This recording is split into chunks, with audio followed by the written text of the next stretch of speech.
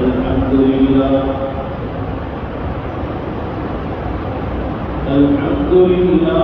वकफा व सलामुन अला इबादिहिल्लज़ीना इस्तफ़ा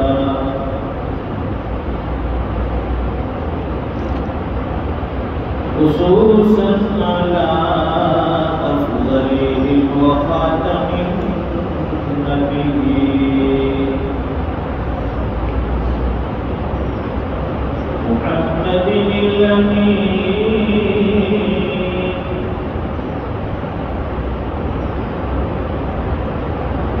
व अला आलिहि व सहबिहि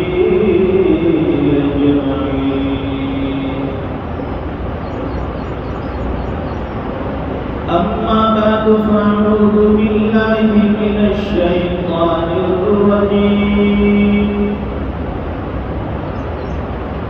बिस्मिल्लाहिर रहमानिर रहीम लक़द काना लकुम फ़ी रसूलिल्लाहि उस्वतुन हसनह लिमन कान यर्जुल्लाह वल यौमल आखिर व ज़करल्लाह कसीरा सदक़ल्लाहुल अज़ीम। अल्लाहुम्मा सल्लि अला सय्यिदिना व मौलाना मुहम्मदिन व अला आलि सय्यिदिना मुहम्मदिन व बारिक व सल्लिम। बुजुर्गों और दीनी भाइयों,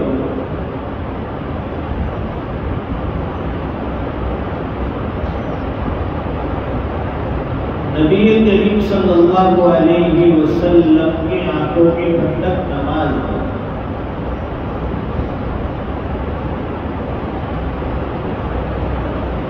और एक मोमिन की मेहराज कहलाती है नमाज।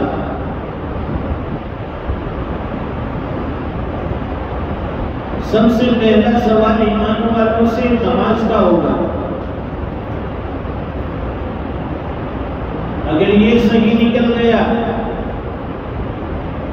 तो समझो कि बाकी सारे मसाइल आसानी से हल हो जाएंगे।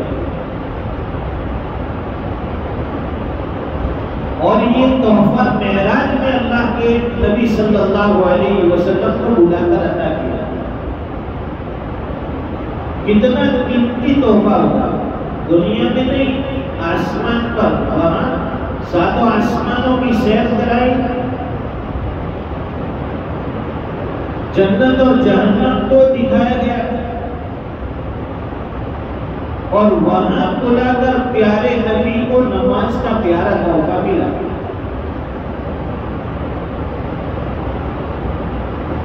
अब हम और आप इसकी कितनी कदर करते हैं प्यारे तोहफे? कोई कदर नहीं। नमाज पढ़ी तो पढ़ी, जी में आया पढ़ ली, जब जी में आया छोड़ दी।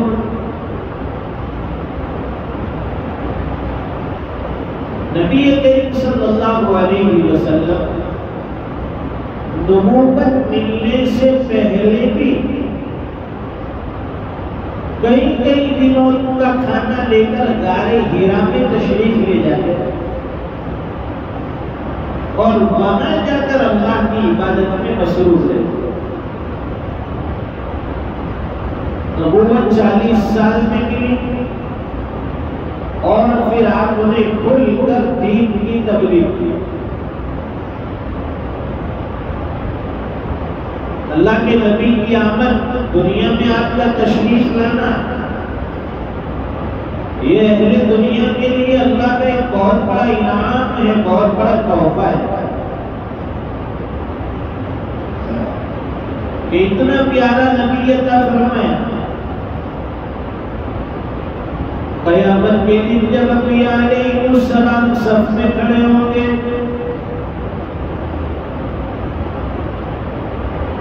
सब नबी की जबान पर होगा या रब्बी नफ्सी या रब्बी नफ्सी। हर नबी की जबान पर क्या होगा? इब्राहिम खलीलुल्लाह की जबान पर होगा या रब्बी नफ्सी। मूसा कलीमुल्लाह की जबान पर होगा या रब्बी नफ्सी। ईसा रूहुल्लाह की जबान पर भी होगा या रब्बी नफ्सी। लेकिन कुर्बान जाइए मोहम्मद रसूलुल्लाह पर आपकी जबान पर होगा या रब्बी उम्मती या रब्बी उम्मती। सब नबी कहेंगे अल्लाह मेरी जान बख्श दे, मेरी जान बख्श दे, लेकिन प्यारे नबी की जबान पर होगा अल्लाह मेरी उम्मत को माफ कर दे, मेरी उम्मत को माफ कर दे। हुजूर पाक सल्लल्लाहु अलैहि वसल्लम दुनिया में तशरीफ लाए। आपकी पैदाइश का दिन कायनात में सबसे बड़ा दिन है। आप दुनिया में तशरीफ लाए, दुनिया को बहुत बड़ी नेमत मिल गई। आप दुनिया से तशरीफ लाए, अल्लाह का वो नबी दुनिया से चला गया, दुनिया वाले इस नेमत से ना हो। लेकिन आपका लाया हुआ दीन ये क़यामत तक चलेगा। नबी दुनिया से चला जाता है, उसकी शरीयत बाकी रहती है। इसलिए आपने फरमाया कि मैं तुम्हारे दरमियान दो चीजें छोड़कर जाता हूँ, मेरे जाने के बाद इन दोनों चीजों को मजबूती से पकड़ लेना, जिंदगी कामयाब। फरमाया कि मेरी सुन्नत और अल्लाह की किताब, अल्लाह के नबी की सुन्नत, आपकी सीरत, आपकी जिंदगी, आपका उस्वा, ये मजबूती से पकड़े रखो। और दूसरी तरफ अल्लाह की दी हुई किताब कुरान करीम, इसको मजबूती से थामे रखो।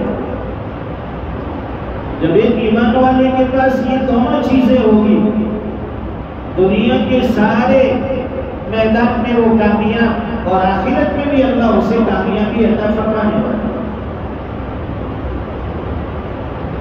तो जब मेरे नबी यतीम पैदा हुआ,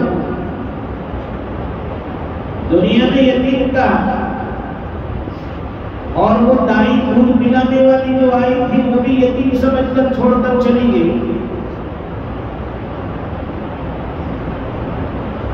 अब दाई हलीमा जो लेने आई थी, हुजूर पाक सल्लल्लाहु अलैहि वसल्लम को लेने के लिए आई। पहले तो थोड़ा सा हिचकिचाई कि यतीम बच्चा है, कुछ मिलने की उम्मीद नहीं है, बाप ही नहीं है, सर पे साया बाप का नहीं है, तो हमें इनाम कौन देगा, मुआवजा कौन देगा।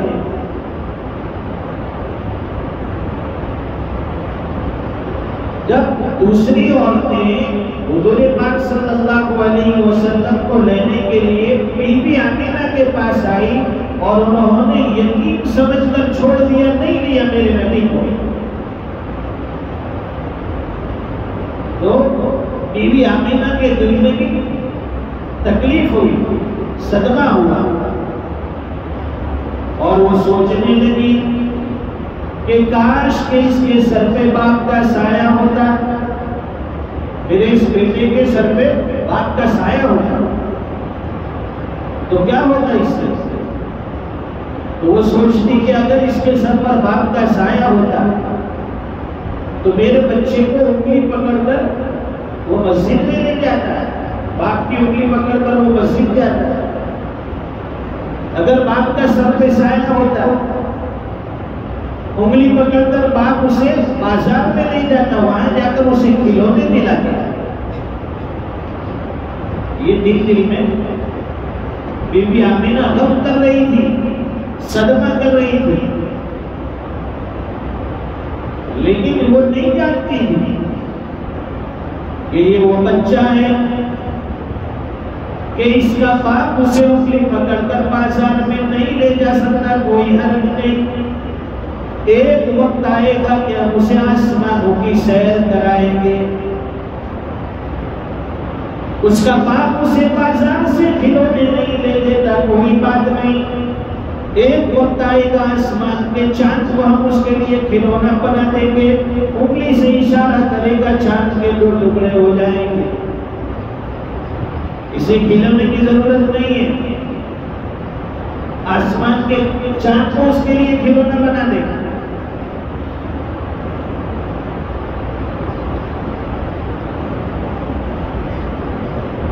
बीबी आमीना ने जब दिया गोद में, दाई हलीमा ने गोद में लिया, तब तारीफ कर रही है बहुत खूबसूरत बच्चा है। तो आमीना कहने लगी कि हलीमा तू गांव की रहने वाली है, तूने गांव में ऐसा खूबसूरत बच्चा नहीं देखा। मैं तो शहर में रहती हूँ, शहर में मैंने ऐसा खूबसूरत बच्चा नहीं देखा। दादा अब्दुल मुत्तलिब कहते हैं कि मैं मुल्कों का सफर कर चुका हूँ, मैंने मुल्कों में ऐसा खूबसूरत बच्चा नहीं देखा। हज़रत जिब्रील कहते हैं कि तुम तो सिर्फ चंद मुल्कों का सफर कर चुके हो, मैंने तो पूरी कायनात देखी है, पूरी दुनिया का मैं सफर कर चुका हूँ। हज़रत जिब्रील आफा कहा गर्दीदा महर पत्ता पर सीता बिस्यार खूबा दीदा ममा तो चीजें दीगरी। फरमाते कि मैंने पूरी दुनिया में ऐसा खूबसूरत बच्चा नहीं देखा। हज़रत जिब्रील ने फरमाते हैं कि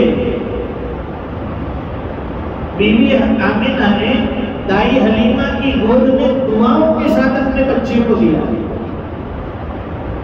और अल्लाह की ये सुन्नत है कि जब जब माँ अपने बच्चे को दुआएं देकर रुखसत करती है, अल्लाह ताला उस बच्चे को फिर 4 चांद लगा देता है। इसलिए माँ की दुआएं लेना सीखो। हमें कदर नहीं है अपनी माँ की। उसमें भी बच्चा जरा जवान हो जाता है तो माँ को कहता है तुझे समझ में नहीं आता है, बाप को कहता है तुझे समझ में नहीं आता है।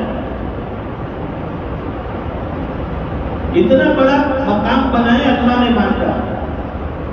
हज़रत मूसा अलैहिस्सलाम की वालिदा ने हज़रत मूसा अलैहिस्सलाम को दुआएं दी। बच्चे थे ना, फिरौन के खौफ से कि कत्ल कर देगा बच्चे को, दुआएं दी और संदूक में रखकर दरिया के हवाले किया दुआओं के साथ। जब चले थे तो मूसा थे, लौट कर आए तो कलीमुल्लाह बन गए। माँ की दुआ का असर। हजरत इस्माइल अलैहिस्सलाम बचपन में हजरत इब्राहिम अलैहिस्सलाम को कुर्बानी का वाक़या लेकर चले थे। माँ को ये नहीं बताया कि उसको ज़बह करने के लिए ले जाता है, ये कहा था कि बड़े की मुलाकात के लिए ले जाना है। अब अल्लाह से बड़ा तो कहे नहीं। तो वालिदा ने नहलाया, खुशबू लगाई, नए कपड़े पहनाए और दुआओं के साथ हजरत इस्माइल को रुखसत किया। जब चले थे तो इस्माइल थे, लौट कर आए तो ज़बीहुल्लाह बन गए। माँ की दुआ का असर। अब ये बच्चा भी माँ की दुआएं लेकर जा रहा है। कौन? नाम है मोहम्मद। ये बच्चा माँ की दुआएं लेकर जा रहा है, लेकिन दुनिया नहीं जानती ये बच्चा जा रहा है मोहम्मद बनकर। एक वक्त आएगा कि फिर लौटेगा तो मोहम्मद रसूलुल्लाह बनकर लौटेगा। ये माँ की दुआ का असर है। इसलिए हमेशा अपनी माँ की दुआएं लेकर निकले घर से। छोटे से छोटा काम, सूरत जाना है, नौसारी जाना है, कहीं भी जाना है, माँ मेरे लिए दुआ कर दीजिए, मैं पूरा काम के लिए जाता हूँ। अगर माँ यहाँ मौजूद नहीं है, दूसरी जगह पर है, तो फोन से दुआएं लीजिए कि माँ फुला काम निकला है, आप दुआ फरमा दीजिए। छोटी से छोटी जरूरत हो, छोटा से छोटा काम हो, माँ से जरूर मशवरा करें, बाप से जरूर मशवरा करें, उनकी दुआएं जरूर लें। अल्लाह ताला उसमें 100% आपके लिए खैर डाल दे। वो दाई हलीमा लेकर चली गई, बनु साद के महल्ले में पहुंची। वहां अल्लाह ताला ने फरिश्तों के जरिए खुशबू का इंतजाम किया। पूरी बस्ती से खुशबू फैल रही थी। अपने नबी की आमद पर वेलकम। दुनिया वालों ने तो अभी खुशबू देखी है, अल्लाह ताला ने पूरी बस्ती को मेरे नबी की वेलकम पर, उनकी आमद के ऊपर पूरी बस्ती में गुलाब का इल्क छिड़क दिया। गुलाब की खुशबू से पूरी बस्ती महकने लगी।